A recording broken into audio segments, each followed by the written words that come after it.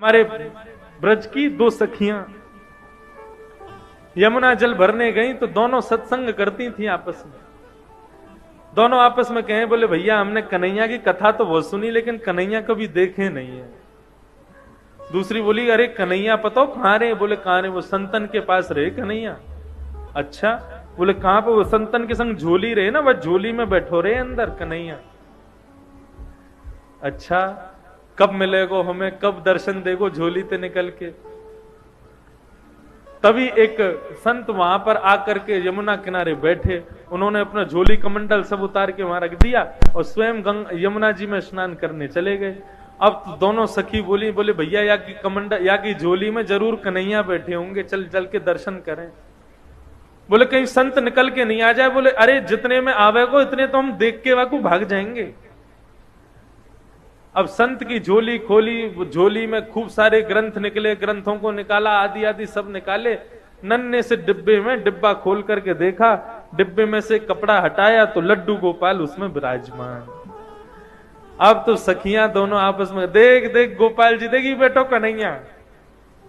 अरे बहन कितना सुंदर है कन्हैया। नन्हे से गोपाल जी हाथ में माखन लेके बैठे, लड्डू गोपाल। बोले सुन सुन, डिब्बा में बैठे, जल्दी बाहर निकाल। अब जैसे ही बाहर निकाले तो दूसरी सखी बोली, देख कन्हैया डिब्बा में बैठे बैठे उनके हाथ पांव कैसे सुकुड़ गए हैं। अब लड्डू गोपाल के तो हाथ पांव ऐसे ही रहते हैं, लेकिन गोपी का भाव कैसा? बोले देख हाथ पांव डिब्बा में बैठने से सुकड़ गए इनके। चल मेरे पास मक्खन रखो, इन्हें मक्खन से मालिश करके इनके हाथ पावन को सीधो कर दूं। अब तो मक्खन से जैसे ही मालिश करनी शुरू करी, करते करते करते करते लड्डू गोपाल भगवान खड़े हो गए, पैर भी सीधे हो गए, हाथ भी सीधे हो गए, कन्हैया खड़े हो गए।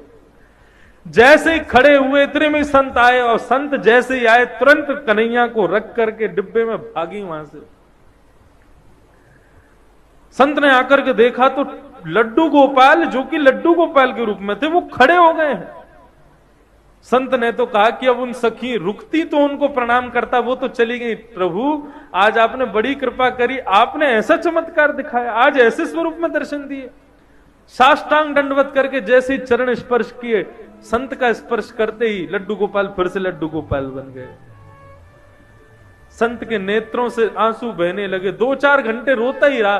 बोले प्रभु उन सखियों को ये तक नहीं पता कि आपके भोग के लिए मंत्र क्या बोलना चाहिए, आपका स्पर्श कैसे करना चाहिए, आपका भोग कैसे लगाना चाहिए। ऐसी अबोध उन सखियों के भाव से आप सीधे हो गए, और मैं जिसने आपकी प्राप्ति के लिए घर छोड़ा, परिवार छोड़ा, सब कुछ छोड़ के सन्यासी बना, मेरे स्पर्श करते आप फिर से लड्डू गोपाल बन गए। क्यों? आपको मैं प्रिय नहीं हूं? भगवान बोले अब तो बोलना ही पड़ेगा। तुरंत गोपाल जी बोलने लगे, बोले देखो हम आपके पास रहते हैं क्योंकि आप भाव से हमारी सेवा करते हो, लेकिन आप सदैव हमको मूर्ति मानते हो। उन सखियों ने हमको मूर्ति नहीं माना, इसलिए हम खड़े हो गए। ये मूर्ति भाव अपने हृदय से निकाल दो। हम सदैव आपसे भी बात करेंगे। भागवत में आदि ग्रंथों में कितनी जगह कहा गया है कि अपने घर में अविराजित अपने लड्डू गोपाल को कभी मूर्ति नहीं समझना चाहिए। वो साक्षात ठाकुर जी, साक्षात कन्हैया।